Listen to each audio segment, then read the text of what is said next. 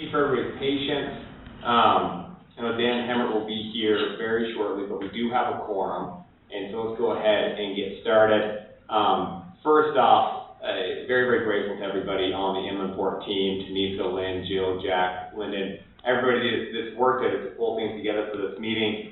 I know we continue to meet at a pace that is far faster than in the past. As board members, we are very grateful for all the work that goes into pulling these meetings together. And we're grateful to everybody from the public joining us here in person and also online. It's good to see you, getting some waves here with the people in the room and those online. Very grateful that you take time out of your busy day to engage with us. So let's go ahead and get going. As a reminder, Utah Inland Port Authority board meetings are a place for people to feel safe and comfortable while participating in the civic process. A respectful and safe environment allows meetings to be conducted in an orderly, efficient, effective, dignified fashion, free from distraction, intimidation, and threats to safety. And jumping into the first agenda item, can I get a motion to approve our minutes from our June 2nd, 2022 meeting? I would move that we approve our meetings from the June 2nd, 2022 meeting. Okay, that's Senator Stevenson, motioning to approve the minutes. Can I get a second? Mike, looking at you.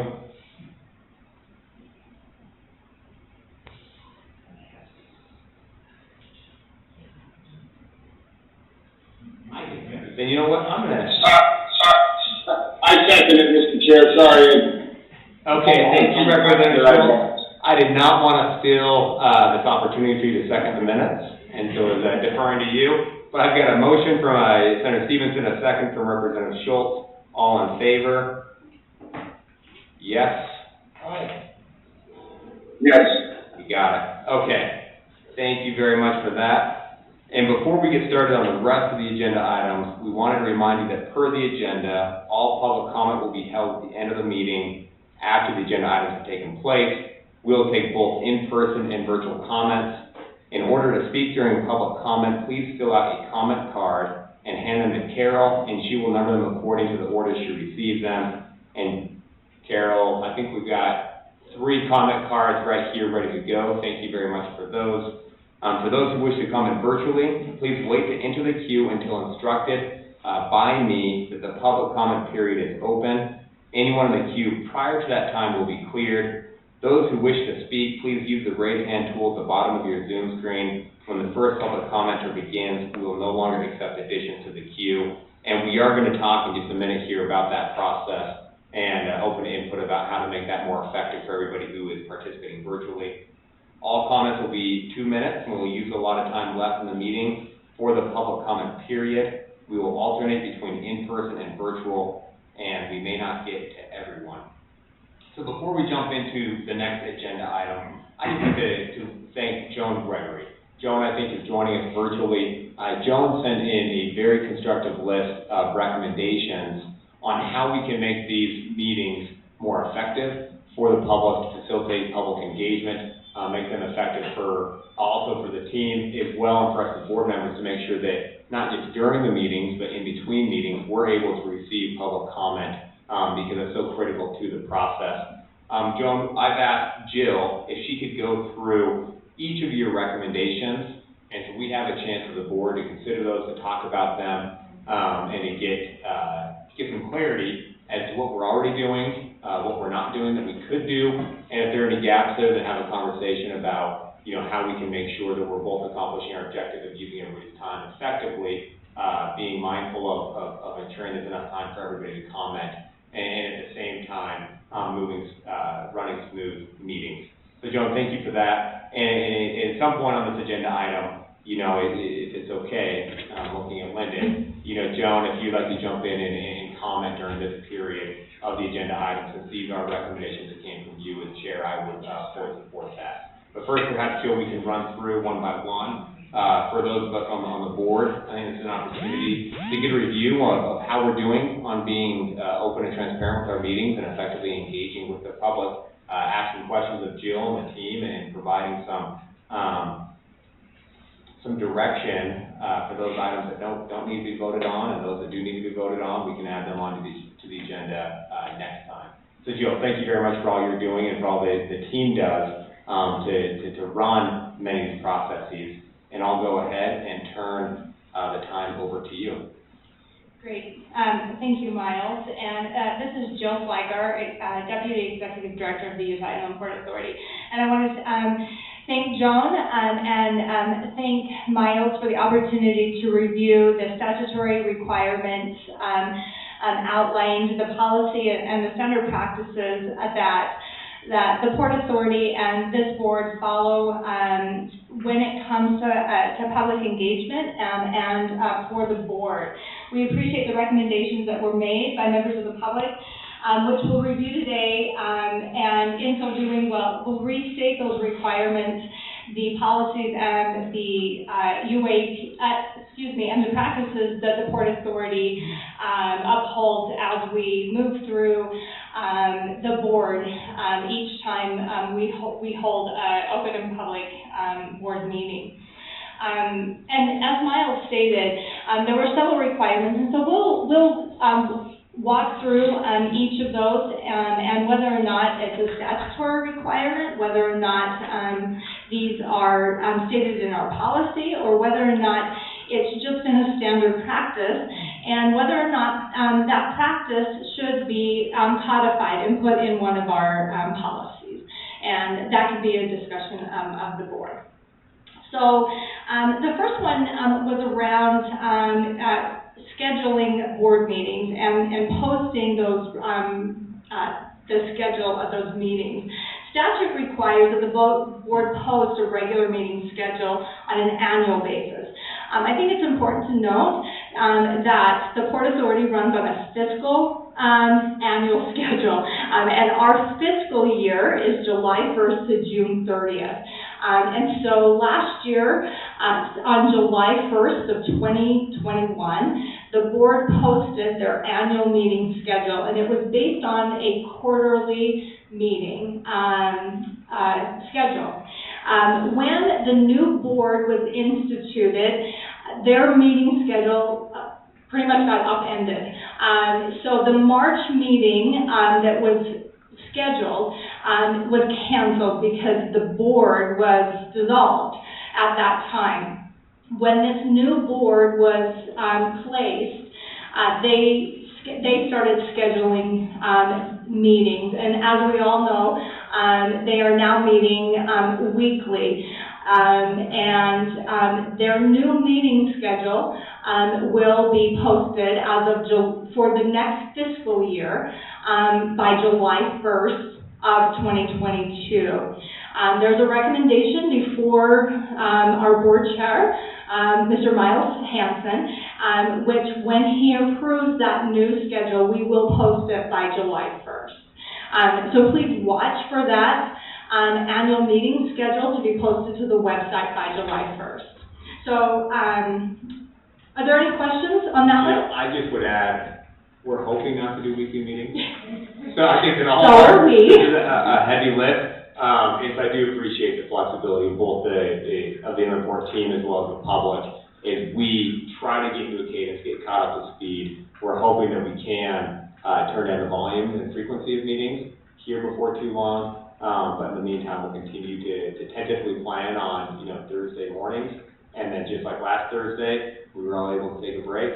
We'll do that as necessary. But ensuring that by July 1st, before then, we've got the for sure meetings we're doing next year scheduled and get those out to the public. And then ensuring that as soon as we see a need in between those regular scheduled meetings where we're going to have to get together, then we get that posted as soon as possible. Great, thank you. Any other questions on that one before I go to the next? Okay, great. The next recommendation was around closing of meetings, so closed sessions. The statute states several reasons, I believe up to 8 reasons that you can close an open and public meeting. And although we list on the end of the agenda, so at the bottom of the agenda, all of the reasons that you could close an agenda, when the meeting is actually voted on, to close the agenda. Miles does state the reasons. He doesn't state all 8 of them. He states only the reasons why the board is going into closed session, and that is what is voted on. Within the body of the agenda itself, it states the reasons that they are voting. To date, there have been 3 reasons, which, I'm paraphrasing these, I'm not taking these ones out of statute. They are for professional competency, for litigation, and for real estate negotiation. So there, over the last month or so, it has been the 3 reasons, not the litany of reasons that are allowed under statute. I know it has felt to the public like there have been a lot of reasons stated, but again, if you go to the bottom of the posted agenda, we do state the entire statute, but if you will please go up into the body of the agenda, you will note that we're only closing the agenda for very specific, closing the meeting for very specific reasons. And so I want to make sure that the board is aware that when you're voting only for the reasons that you're going in and discussing. There were also questions.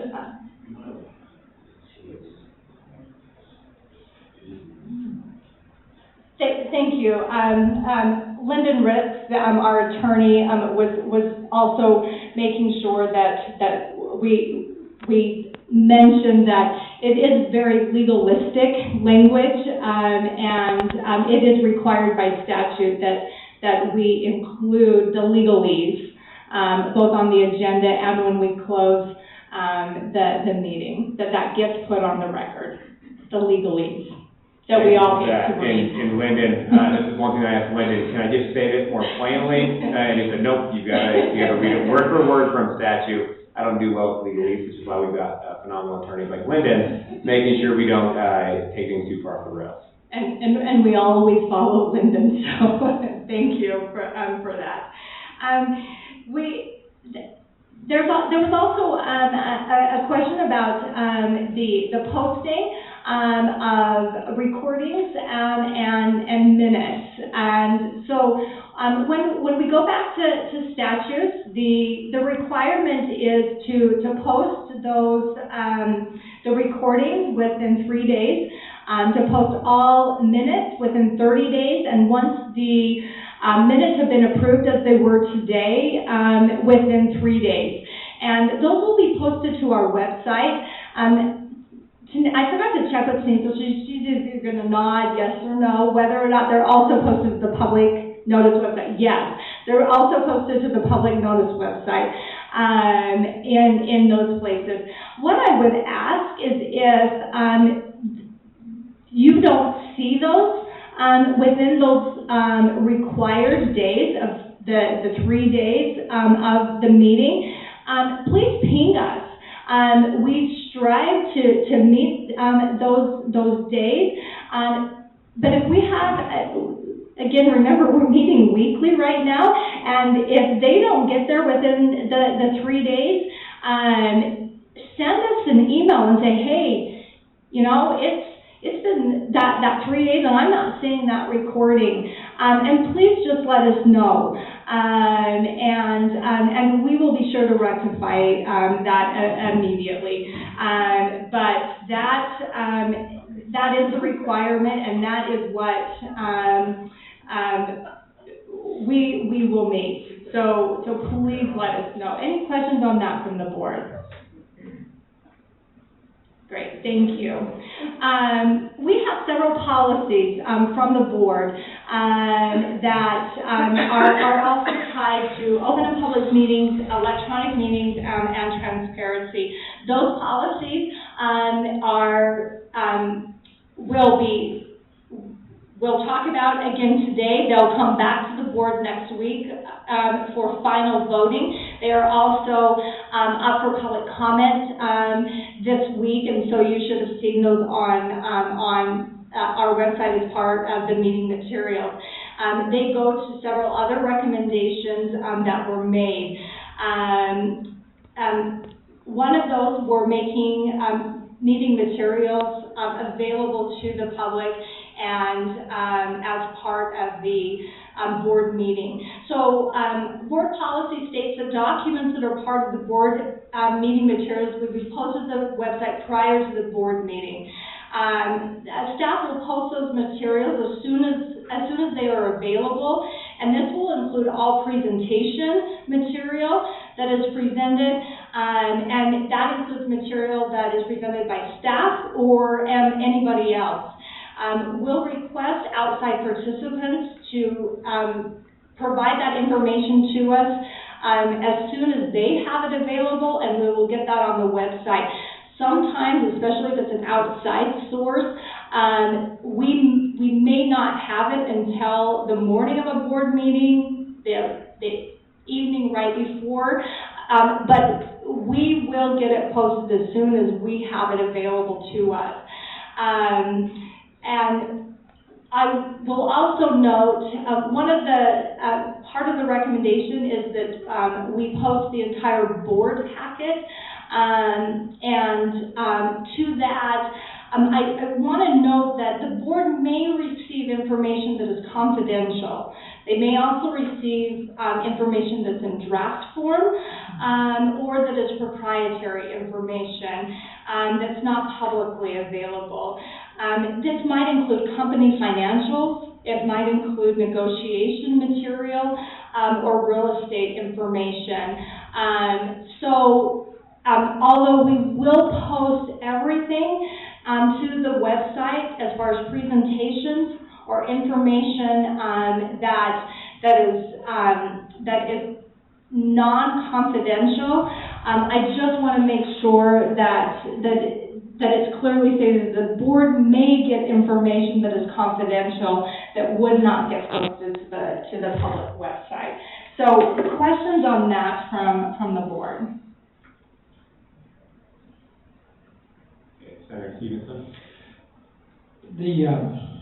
Our electronic meeting policy has certainly been in flux the last 2 or 3 years because of COVID and so forth. We think that, this was actually a topic of discussion in some of our Senate meetings yesterday, but we think there are going to be some additional changes. Now, we have the overall policy that regulates all the meetings in the state of which we adhere to, and then each organization has there are a few specifics that they can work according to their organization, but I would look for the next legislative session to maybe cause a few more changes to take place from the discussions that I was in yesterday. It just seems like we're kind of adopting to this new world we're living in, this post-COVID world we live in, and there will be some changes that will take place, so we would be best to adopt what we have, and then we'll move forward on that, but that probably won't be until after the next session, legislative session. Thank you. Thank you for that, Senator Stevenson. And Jill, I just note that with the new process that we discussed in our last public meeting, with those policy documents, the first draft is something that the board will take a look at and we discussed in the first meeting. Then in the second meeting, that's when those draft policies would be provided to the public in advance of the meeting.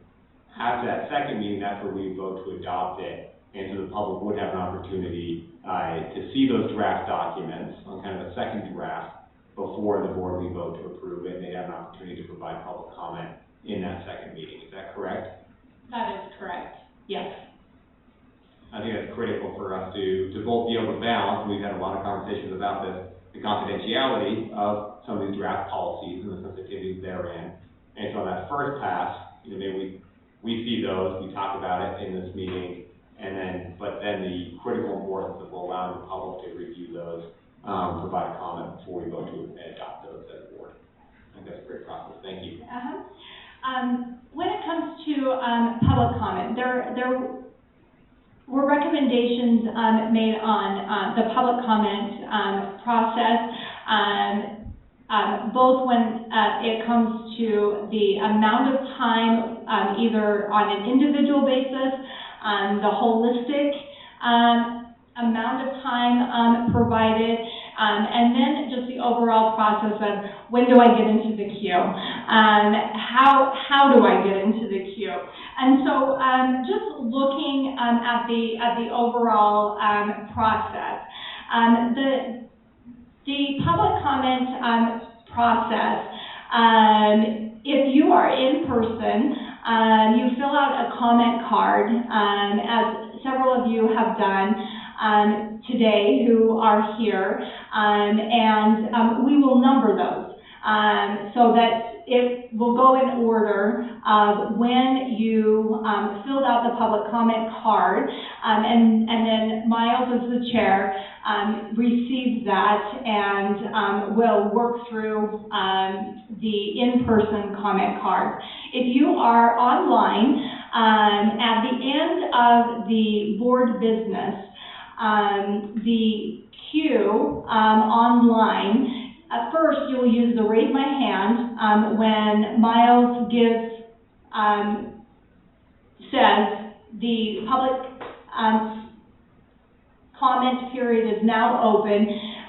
Use the raise my hand option at the bottom of your screen. That's when you will get in.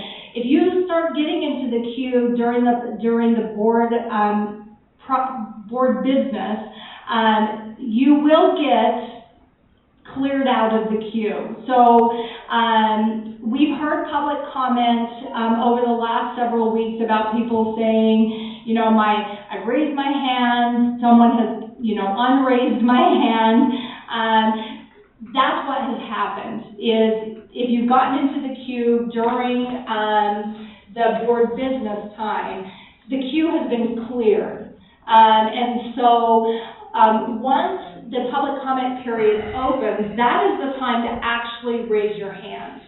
And then you start getting into the queue, and it is taken in order. The queue is open until the first commenter starts.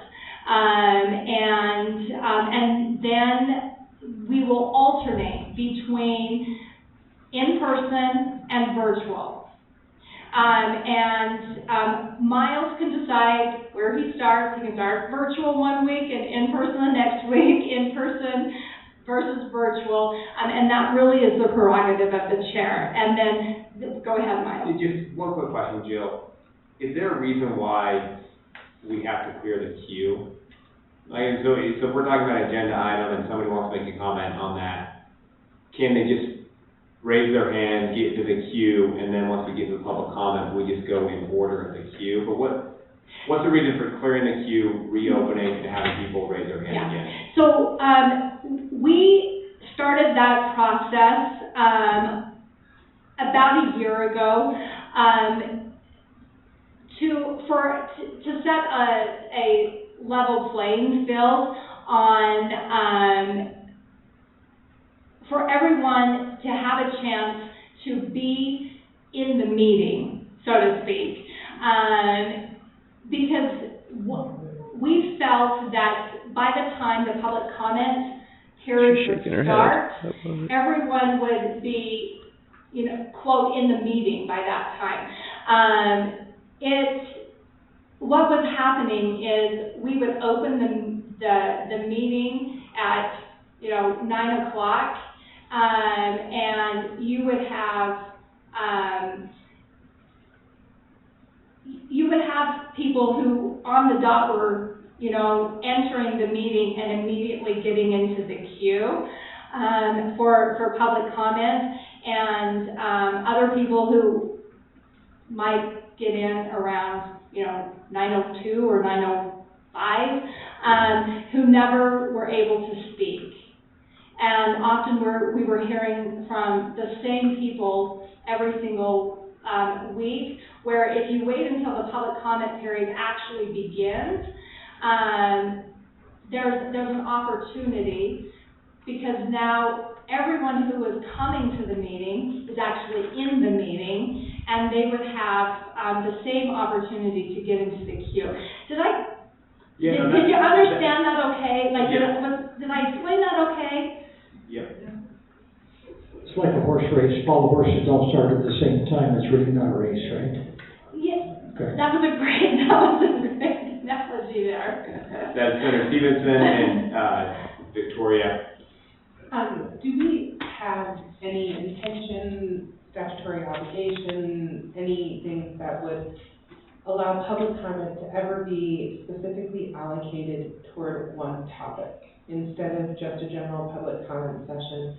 But is there a policy in place for this, or are we developing one that would allow people to know on this date, at this meeting, we will be discussing X issue, and they can bring their comments just for that, in addition to a general public comment session? Ooh, I like that. Statutorily, a public hearing. So next week, we will have a public hearing that is specific to the budget. So you have that, where, and the public hearing, you can, if you comment, that is only on the budget, and you cannot speak to anything but the budget. And that is for a very specific amount of time, and then we will have just general public comment. So yes, you have that. I could see opportunities where the board may want to have a period where, if we have a project area or a very specific topic on a project that is on the agenda, where you'll want to say, we only want public comment on this today. It's not statutorily required. We don't have a policy today, but we would get there. And Joe, I appreciate the explanation for why we clear the queue on virtual participants. I do see the point of saying, well, if we're talking about a particular topic and I want to raise my hand on that particular topic, that can make some sense to take a look at that. And also with the in-person participants, usually we have a staff of these before the meeting begins because people are here in person. And so that's one we'll give a little bit more thought to. And this is information only, so no decisions today, but I can see why it could be beneficial to allow people to raise their hand throughout the meeting and just take them in that kind of first come, first serve, just like we do with the in-person comments. Yes, and one thing to keep in mind the queue and the clearing of the queue was when we were virtual only. That's a great point. Yeah. Yep. Thank you. And then the allotted time for each commenter, as we're all aware, is 2 minutes.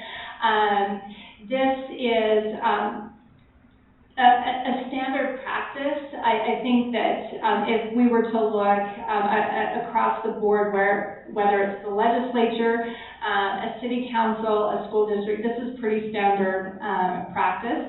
It also allows for more commenters, but ultimately will be a board decision on what they would want to do as far as time. The amount of time allotted for public comment is the remaining time in the board meeting. The one thing that I would note, because I do know that the last board meeting, we had 5 or 10 minutes for public comment. There were 3 public commenters out of 5.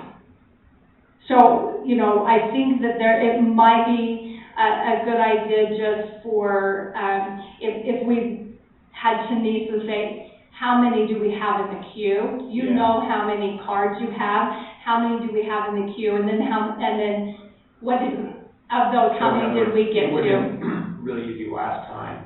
It would take 5 more minutes to get those last 2 comments. You could do that. And on the meeting before, we did get through all the public We comments. got through all of them. So, That's helpful. but, you know, to better understand, you know, it's easy to, I'll say that. Okay, so, but you then are able to make a better decision on where, okay. Written comments. Yes, written comments. The last 2 really fall under standard practice of where UIPA. We don't have a policy on written comments, but standard practice. The public has the ability to provide and to submit written comments, questions, and other input anytime through our website. You can find us at inlandportauthority.utah.gov. Click on Contact Us, and there is a quick little form. It's your name, contact, and then ask your question, put in a comment, any other information, and that question is immediately routed to the correct individual within the organization based on your question or your comment. We collect stats on this, the types of questions, the types of requests, how long the case was open, and the resources it takes to respond. The board, we can provide this information to the board at any time, but we also update our fact sheet on the website based on the questions and the comments, questions raised at the board meeting help us update our fact sheet as well. But this provides for ongoing questions and public comments. And this is one where if the board would like to codify any part of that, we're happy to do that. Finally, a request was made to identify speakers. We acknowledge the need to ensure speakers are clearly identified at least once during the meeting for both listeners online and for recording. I just want to, again, thank Joan and other members of the public for your engagement and for the recommendations. We hope that this helps to clarify the requirements outlined our policies and our practices that are followed by the Port Authority, and it helps move forward public engagement. And thank you, Miles, for the time today. Thank you, Joe, for that. And on the electronic comments, I'll just note that I think it's critical that as those public comments come in electronically, that those are distributed to all the board members. And there's an expectation that we take a look at those, we review those. And I do really appreciate that there's been several comments or inputs that's come in electronically that I've been involved in one way or the other, including these recommendations. And that's a really effective way of engagement in between the meetings. Well, thank you, Jill, for that. Joan, if you're online, I know this is a little bit atypical. Perhaps you could take, if you're interested, raise your hand, and Denise and Lynn can see that if your hand is raised. And I'm getting nods, so I think that means a yes. And Joan, perhaps it could be 2 minutes. Would appreciate your perspective and feedback based on your recommendations and what Jill has just reviewed.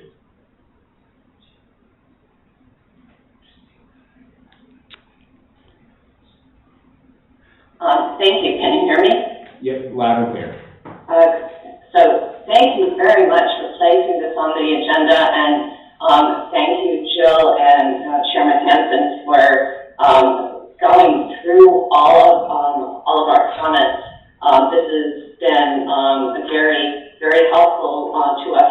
I want to point out that this is not just my work.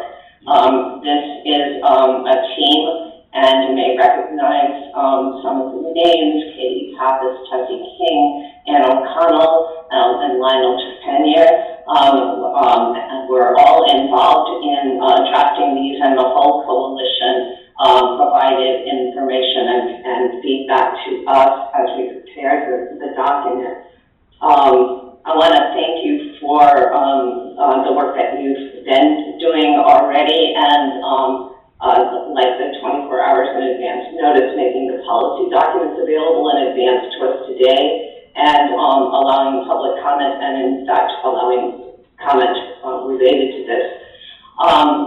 We have more comments actually,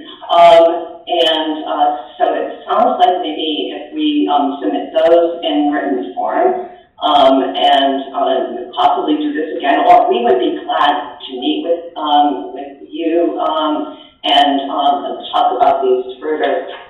I know that this might be longer than 2 minutes, but some things I noted were, I want to make sure we know where things are posted. Sometimes I see them on your website, sometimes I see them on the public meeting notice website, and I think it'd be great if they were both posted in both places.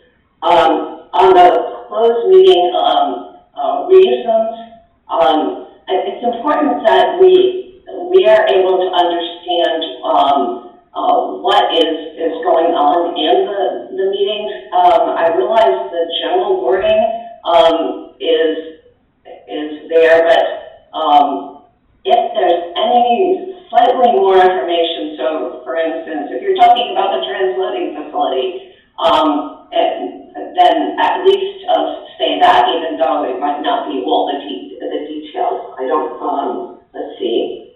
And then on 3 minutes, I just want to point out that what I saw from the previous policies that you had been using in the former iteration of the board, I had seen 3 minutes as being the standard in the past.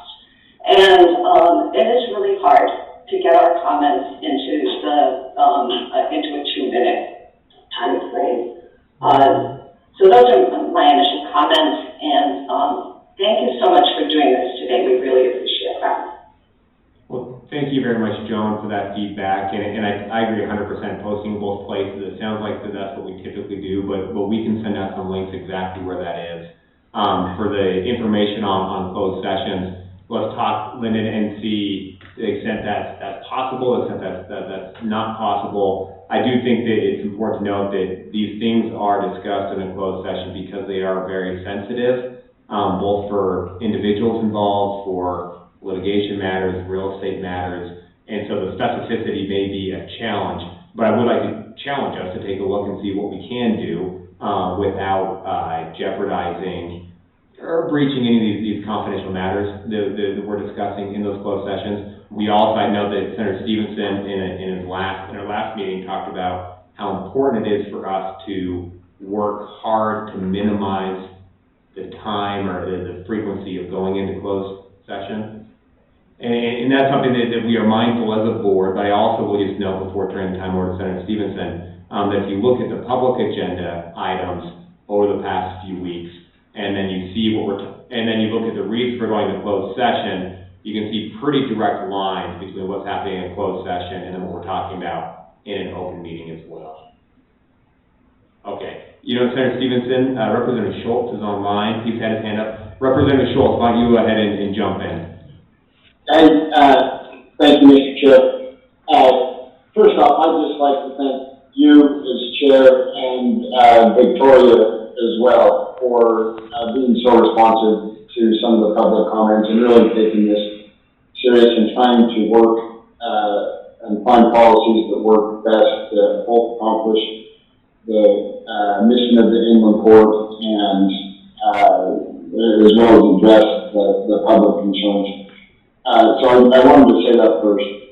And the second, and I should probably take my own advice about what I'm going to say right now, because I'll probably get a little criticism for it, but I hope that everybody understands and knows that it's coming from a place of, I really would like to see, the best use of our time and have an opportunity where we get really good constructive comments back from, the public. And I'm going to give a little bit of advice that was given to me when I first came into the legislature by a city legislator who's now, our good governor, actually. And, he mentioned to me one time, he said, just because you have something you want to say doesn't mean you should always say it. You know, a lot of times, if you're always the one commenting, you're always the one bringing up the same issues over and over again, people tend to tune you out, and your words and your comments, generally don't, become constructive, at that point in time and help further the cause. In fact, a lot of times you tend to isolate yourself.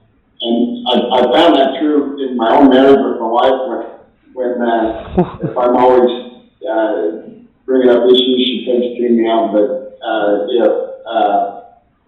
you know, if try to be constructive and, really save the comments for when they're super important, they tend to go a lot further. And we see that happen a lot in our legislative meetings, where the same people come in over and over and say the same things or very similar same things. I watch it happen. The committee generally tunes them out, and I don't want that to happen, because I truly believe in the public process and the comment process, because there's a lot of times that we as board members don't see things, the staff doesn't see things, and when you take things in a collective approach with the public and take the comments, you generally come to a better conclusion at the end of the day. And so I hope that that's where we can get to in moving forward. Have good constructive comments from the public that really help us move forward in the proper manner. And so, again, I just want to take the time to say thank you to everybody involved, including the public, because we came a long ways in developing these processes. And again, I know Victoria was really a cheerleader in getting us here, and you, Mr. Chair, you've done a great job. So thank you, appreciate it. Thank you for that, Representative Schultz. It's underscored that I agree 100%, where the comments, what I appreciated so much about the email we received from Joan and the others that worked on the comments that we've discussed today at length is how constructive it was. As I looked through that list, I thought, man, these are all great ideas. This is all very, very helpful feedback, and so it is going to move the needle in terms of what we do moving forward. And so when those comments are based on the substance, it is very, very helpful to all of us who are trying to understand, you know, the public interest in this, and then work towards, you know, maximize the value we're creating for the general public through this public entity. Senator Stevenson. Very quickly, we understand, we've had some closed door meetings. They will wane off. We're solving those problems that we had that deal with personnel, real estate, all of the issues that we can deal with. Once that takes place, a closed door meeting will be an absolute anomaly. I've sat through a lot of organizations as we've gone through. We do a lot of things we do as a legislator, as we do things in the public sector. But there are things we're allowed to go behind closed door and take care of. Once those are taken care of, we have no reason to continue to do that. We'd prefer not to. They're usually difficult issues that have generally some implications attached to them. So we will work through those quickly, and then once we do, this process will be entirely in a meeting similar to this. I was just sitting here thinking, I hope we can get a warmer room to be in. I don't know how everyone else is.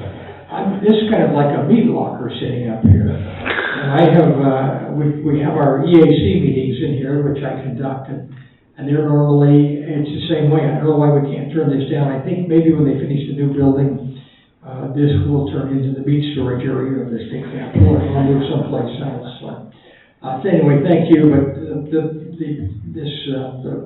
the closed door meetings will be on the wane, I'm sure, very quickly.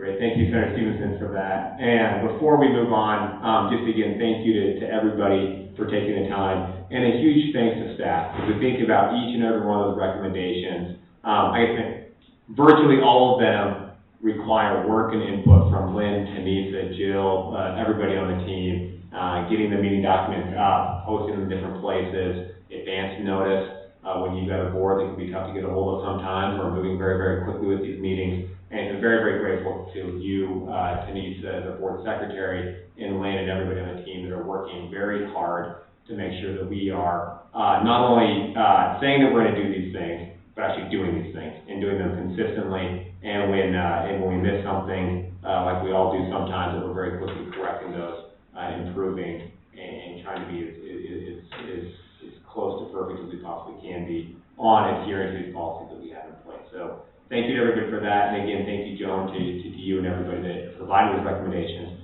And I do look forward to meeting. I look forward to an ongoing conversation. I also thank you, Victoria, for also doing such a phenomenal job representing your district and all of your neighbors, and making sure that we are working very closely to protect and advance the interests of not just the first district, but the entire city, county, and state as well through this public entity.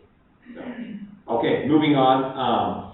We have, with the policy review process, we've seen some draft documents. Now those draft documents have been shared with the public. We have another chance to take one quick discussion on those before we move on with an eye towards voting to adopt them in the next meeting. So I remind anybody in the public comment period, if you'd like to make comments on these draft policies, now is the time to do so, because in the next meeting is for our process is when we'll be voting to approve those. So Jill, I'll turn the time back over to you for a quick overview of these policies that we've seen now a couple times. And to do that, I'm going to turn your mic on and Great. Thank you. Again, Jill Fleigar. I will be super quick. You have 5 policies in front of you that will come back next time for final approval. Open and public meetings, electronic meeting, media policy, property tax differential usage, and meeting transparency. Generally, the policies were updated to standard template, allows for communication and auditing. Generally, they're the same as they were previous. There were some language choice changes to them. 2 of them were updated for statutory changes. Electronic meetings had some statutory changes.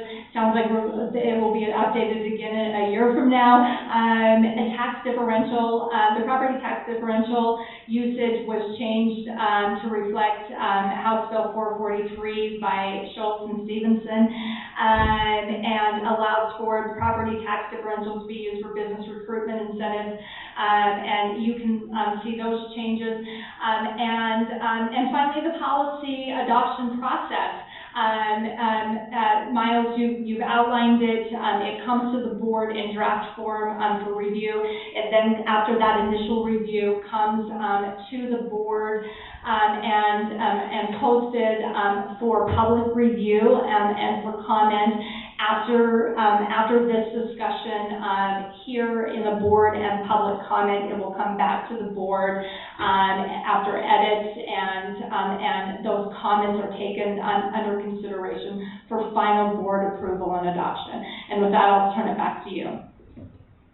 Great. Thank you very much, Jill, for those. As board members, we all have copies of these I've reviewed and things in order to meet. But if anybody has any comments, provide those please to Jill and the team before our next meeting. And again, to the public, either here in our public comment session that will begin here momentarily, or submit comments electronically. If you have any comments to make on these policies, please do so ahead of our next meeting, where we will vote to approve them based on any sort of input we received between now and then. So thank you, Jill, for that. Okay, we'll now go to our public comment portion of the meeting. Tanisa, please open the queue. If you wish to give a comment virtually, and we'll start with the virtual comment this time, we started with an in-person the last time. Now is the time to raise your hand to be added to the queue. Once we begin, we will no longer accept any public comment cards or additions to our virtual queue. So I should start reading this very slowly to give everybody a chance to get into the virtual queue before we kick into the first comment. Upon recognition by the chair, the speaker shall approach the microphone or will be unmuted to give their comment. All comments shall be directed to the chair. No person addressing the authority during the comment period shall be allowed to comment more than once during this comment period. Once your name is announced, you will have 2 minutes. We will alternate between in-person and virtual. In order to support a respectful meeting, items that disrupt the meeting, intimidate other participants, or cause safety concerns are not allowed and will not be tolerated. Okay, so let's go ahead and enter into the public comment period. And again, giving anybody in the virtual queue 1 more second before we begin. Okay, let's go ahead to the first person in the virtual queue. Perfect. So just for an overview, we currently have 4 people sitting in our virtual queue, to give you an idea. And we will start with Joan, actually.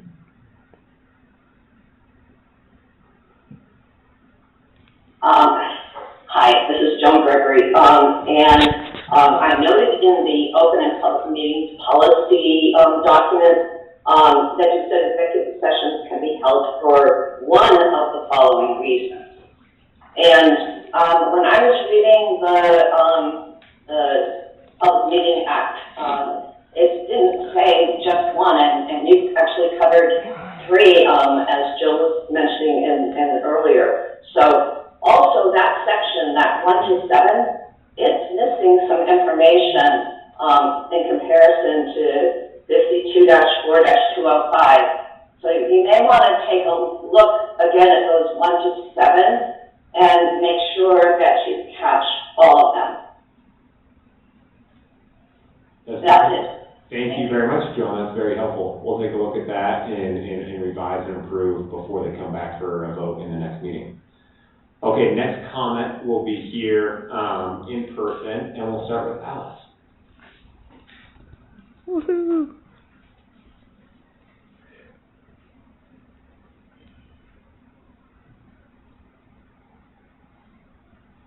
Thank you, I appreciate being able to speak again.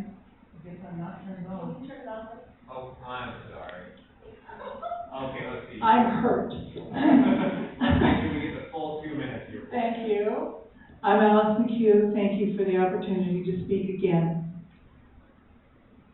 You know, in the pit of your stomach, this project is a big mistake. You know it in your bones, and you are in a very difficult position. The design was flawed from the beginning. It's the only inland port that is entirely on private property. The economic analysis is foo-foo dust. You're in a very difficult position, but you have the saving grace of the legislative audit coming. And so I am requesting that you not make any further commitments. Don't sign any more contracts. Don't ask for any more partnership agreements. And for heaven's sake, don't hire a new executive director at 6 figures. I would recommend you use Tanisha. Move her over. She can staff you beautifully. She knows everybody. She knows the issues. She knows what's in the closet. She knows what's in the drawer. Just stop and wait until the audit comes out. Otherwise, it'll be extremely expensive to unwind contracts that you sign now. Secondly, I would request that you move Victoria, she doesn't know this, Victoria Petro-Eschler over onto the board as a voting member.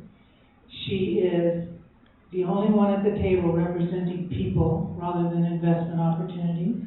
And she has done her homework. She has spent a huge amount of time understanding and interviewing and talking with people on all sides. It's the right thing to do. Thank you. Thank you very much, Alice, for that. We agree on a lot of things. We may not agree on some things, but we absolutely agree on that Victoria is a phenomenal asset to the city, the state, the community, and absolutely to this board. So thank you for your comment. Let's go now to our next virtual comment. Okay, we will now hear from Lionel Trepanier.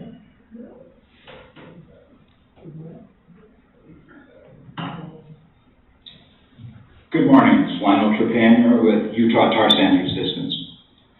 And I support Mrs. McHugh's call for a pause. UEPA's in trouble. This nest of hidden ties and closed-door meetings. We know the UEPA board meets at the state capitol solely to avoid the public's wrath. So many reasons to set aside the decisions that the board has recently made. This claim that we heard today by Ms. Flygare, that they posted an annual meeting notice in July of 2021 is false. It would be on the public notice website as required by law. It would be there, it's not there. No annual meeting schedule has been published within a year. We don't all know if you're meeting weekly, this is false. State law, Utah law, section 52.4.202, this is OPMA, public meetings notice, requires a public body that holds regular meetings in advance to schedule those in advance and give the public notice when and where those meetings will be held. And UEPA has not done that. Well, what's the impact? Is that there under section 6, sub C, it says that the public body may not take final action on a topic when under their subsection 2, it wasn't included with the advanced public notice required in this section. This is a reason to set aside the actions that UEPA has taken, this board has taken. Another reason to set aside was these closed sessions for sensitive matters. The law doesn't allow this.